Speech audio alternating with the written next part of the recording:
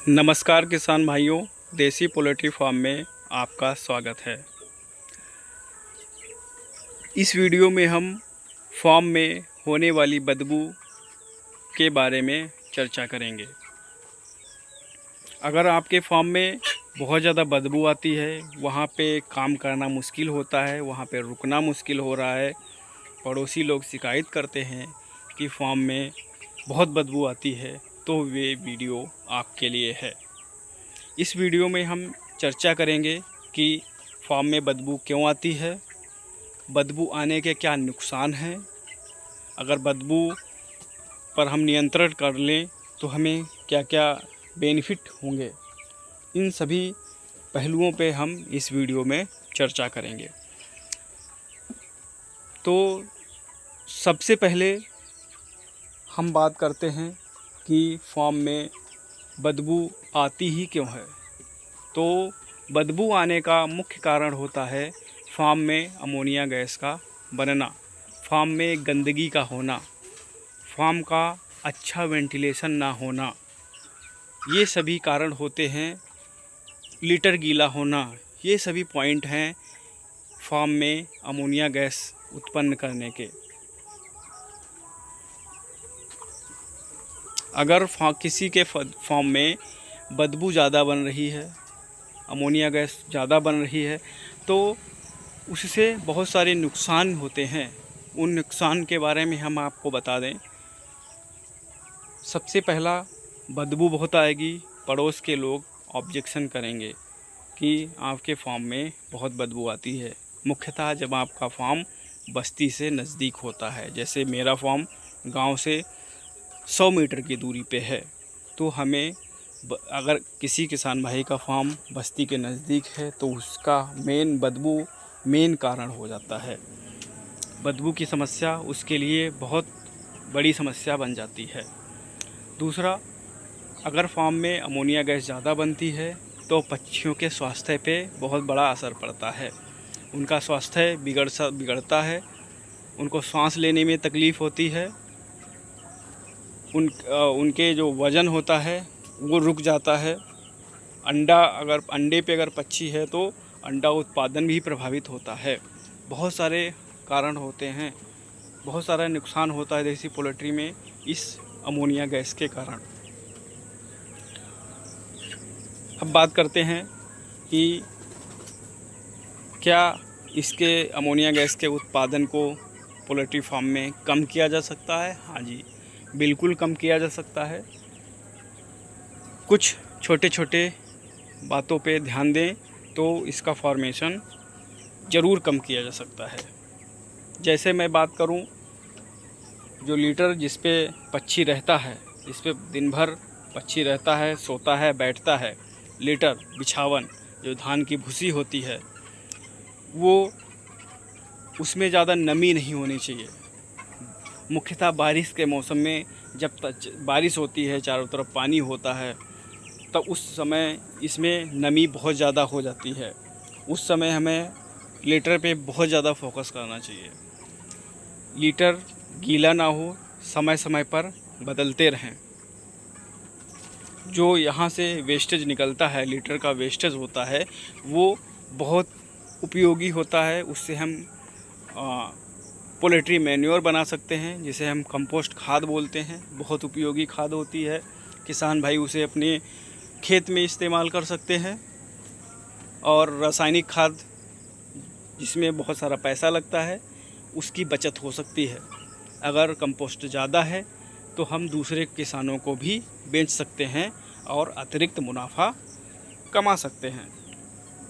तो हमारा जो लीटर है, जो बिछावन है, जो भूसी है, उसे समय समय पर बदल देना चाहिए। जैसे मैं अपने फार्म में लीटर को प्रत्येक 10 दिन के बाद बदल देता हूँ, पूरा फार्म क्लीन करके नया लीटर डालता हूँ, जिससे फार्म में लीटर स्वच्छ रहता है, पक्षियों का स्वास्थ्य अच्छा होता है और बदबू की समस्या में काफ़ी हद तक मदद मिल जाती है। जो लीटर होता है, अगर मेंटेन किसान भाई बहुत अच्छे से कर लें तो बदबू की समस्या 50% तक इसी से ही कम हो जाएगी।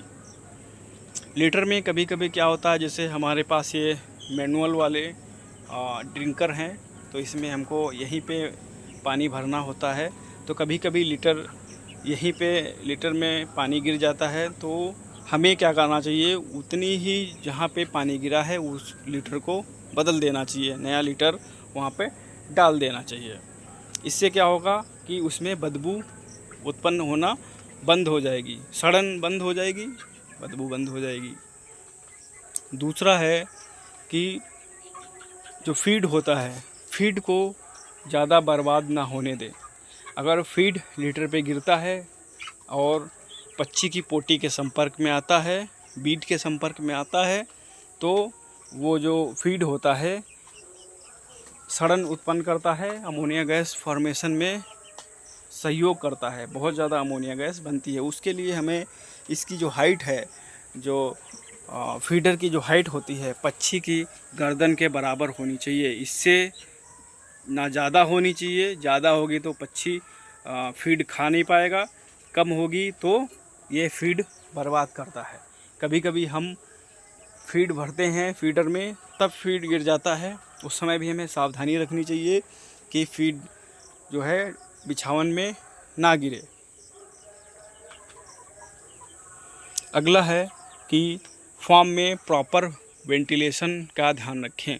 हमारे फार्म में देख सकते हैं चारों तरफ जाली लगा हुआ है, बाग के अंदर फार्म है, चारों तरफ हवा का क्रॉस होता है इधर से उधर, तो फुल वेंटिलेशन होता है।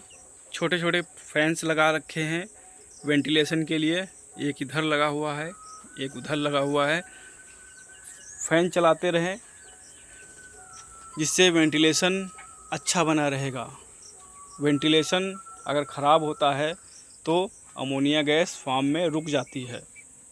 तो वेंटिलेशन भी बहुत इम्पोर्टेंट पॉइंट होता है फार्म के अंदर। अगला अगर हम बात करें तो पक्षी और उसका स्पेस रेशियो। जो देसी बर्ड की बात कर रहे हैं, तो जब ये देसी बर्ड छोटा होता है तब हम कम स्पेस में ज़्यादा बर्ड रख सकते हैं। जैसे ही वो बड़ा हो जाता है, 1.5-2 महीने का हो जाता है, तो पक्षियों के लिए जो आइडियल स्पेस रेशियो होता है वो एक पक्षी के लिए 1.5 स्क्वायर फीट होता है।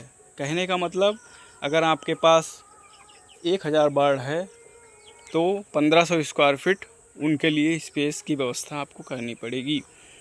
तो ये अगर कम जगह में बहुत सारे पक्षी हैं तो वहाँ पे भी अमोनिया गैस का फॉर्मेशन होगा। तो इन बातों को किसान भाई ध्यान रखें।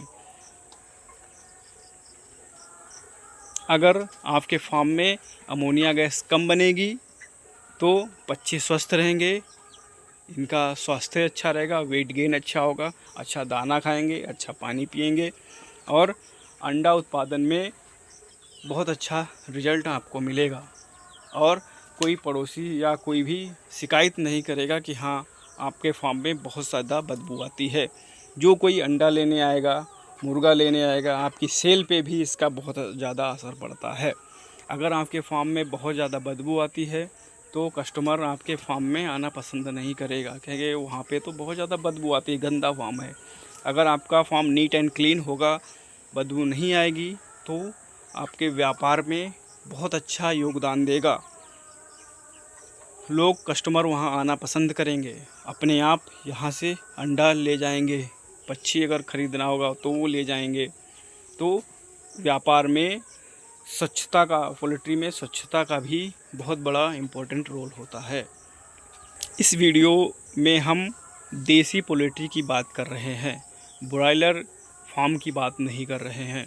अगर कोई किसान भाई छोटा सा फार्म स्टार्ट करना चाहता है बस्ती के पास में, तो और उसको समस्या है कि फार्म में बहुत बदबू आएगी, लोग ऑब्जेक्शन करेंगे, तो ये मेरे साथ भी हो रहा था।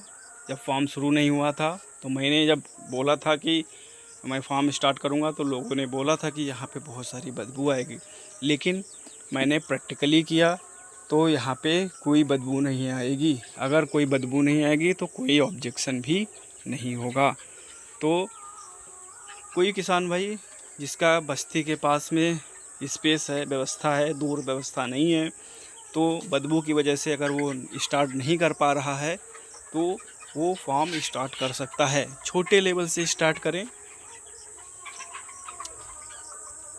और बदबू ना के बराबर रखें, सफाई रखें और बदबू की समस्या नहीं आएगी।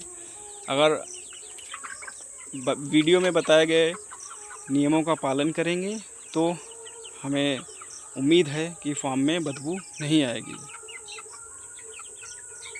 धन्यवाद।